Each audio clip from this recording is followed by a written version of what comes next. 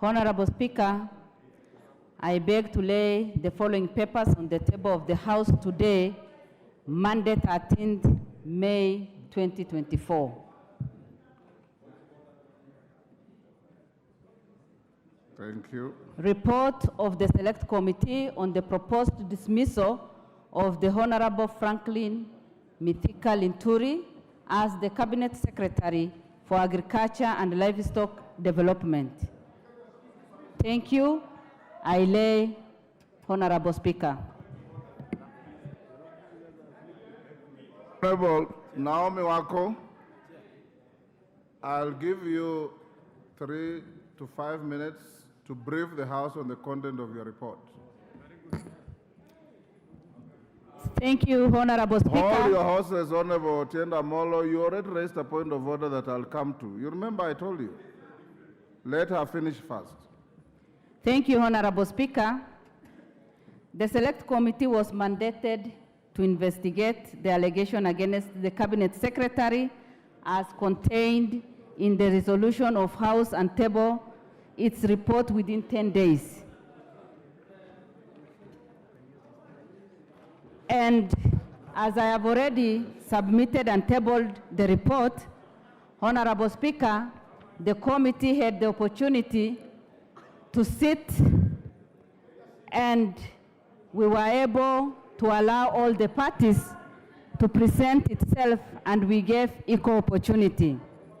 Honorable Speaker, in concluding the hearing, the committee was guided by the provision of Article 152 of the Constitution and Standing Orders 64 and 66.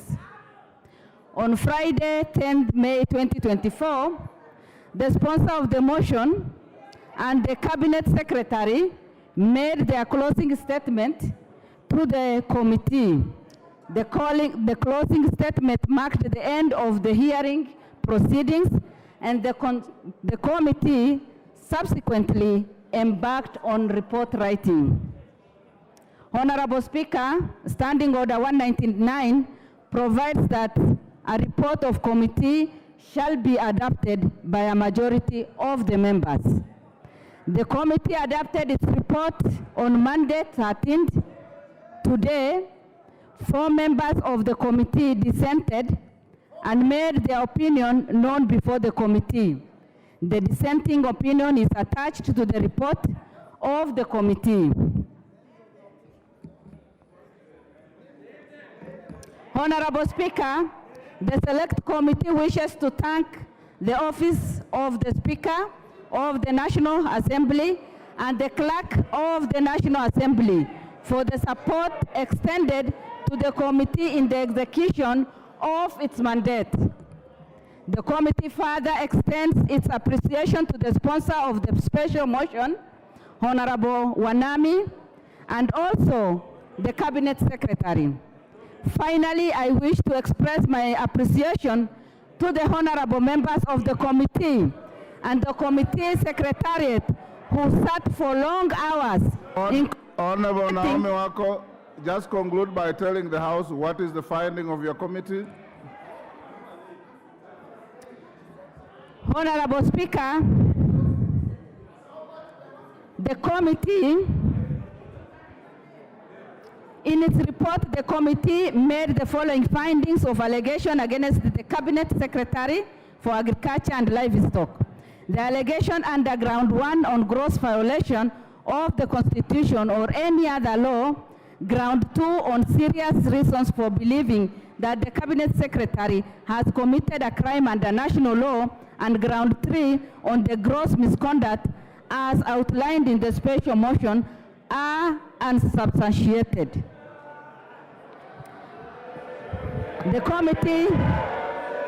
Order.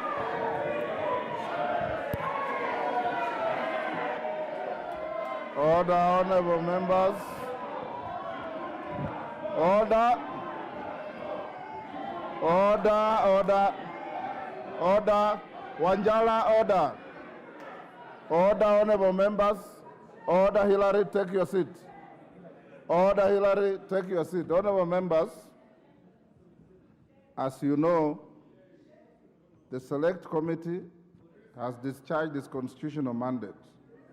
Listen to me, I'm going back to what Otiende Amolo raised. Being an ad hoc committee in nature, the select committee now stands dissolved. 2, under Article 152 of the Constitution, as was read to you by the Honorable Otiende Amolo and myself, sub-article 9A, if the committee finds that the allegations are not substantiated, no further proceedings shall be taken. 2,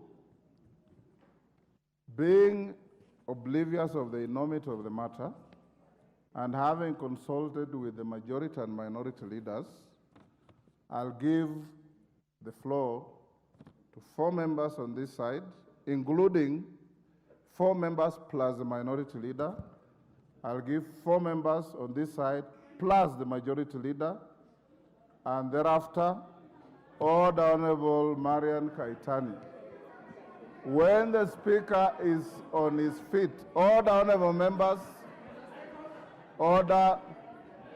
Honorable Junet Mohammed, I want to caution you and everybody thinking like you that this is not a matrimonial court.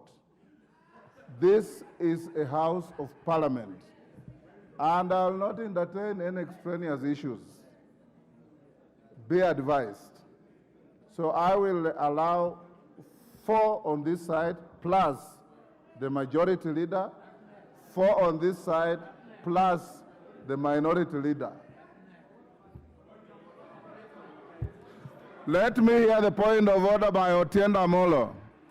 I will also hear you. Thank you, Mr. Speaker.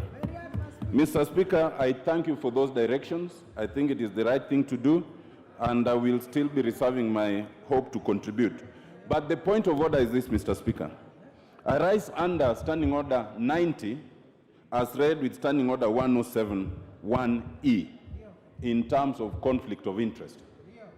Mr. Speaker, as a member of this House and as a lawyer, I have spoken and interacted with some of the members of the Select Committee. And a disclosure has been made to me that questions and alleges impropriety and misconduct by some members of the committee. And I'm not talking of anything out there. I am talking of things disclosed to me as a lawyer and a member of this House.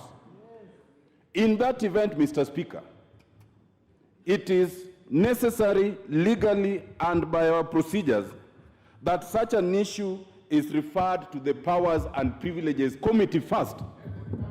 Because in the event that there's any truth in it, they need to vitiate the entire report.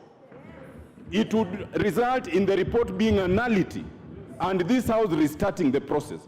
So I need your direction, Mr. Speaker, because I believe that in that event, it would not even be right to discuss the report. It is a preliminary matter to dispel any such suspicions as required by the Constitution and by our standing orders, Mr. Speaker. Thank you. Honorable Otiende Amolo, Standing Order 87, Standing Order 91, and the ones you have quoted, enjoins you on the following. 1, responsibility for everything you allege on the floor. Number 2, it enjoins you to respect your colleagues at whatever level, at any rate, in any event. 3, in the event you have evidence to discuss any member, which is your absolute right under the standing orders and the Constitution, you come by way of motion. You cannot, and you know it, you're a senior lawyer. I'm your senior, but you're also a senior lawyer. You cannot cast aspersions against your colleagues without a specific motion against any one of them or several of order. Against any one of them or any 2 or 3 of them, that there was impropriety, there is evidence, and you want the House to discuss a member, I will gladly approve such a motion if you brought and I found substance in it. In the absence of a motion, I want to encourage you to set the trend and the example as the leading lawyer in this House that doing anything different is out of order. Marian Keitany, what is your point of order? Thank you, Honorable Speaker. I stand under Standing Order number 184 regarding advance mention of a member. When the proceedings of this particular motion were going on, I was adversely mentioned by the Honorable CS to the effect that I was even the sponsor of this motion, and I requested, Honorable Speaker, and I requested to appear before the committee so that I can explain myself, because I had been adversely mentioned in almost the whole proceeding when the Honorable CS was giving out his defense. And because I was not given that opportunity, accorded that opportunity, I therefore request, Honorable Speaker, that anything that was mentioned regarding me be expunged from the report. I thank you, Honorable Speaker.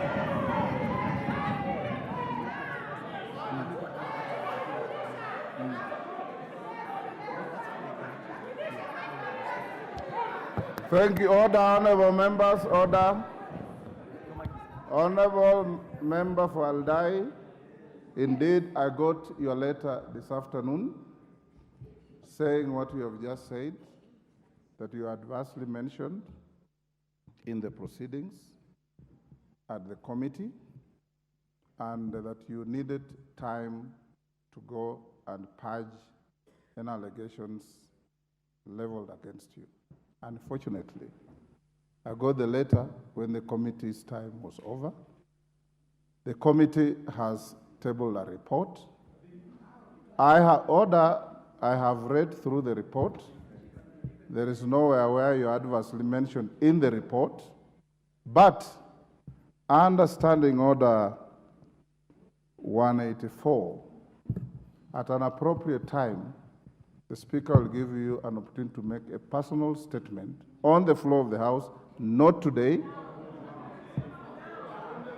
Once you make that statement, it is not subject to order. The Speaker needs no assistance at all.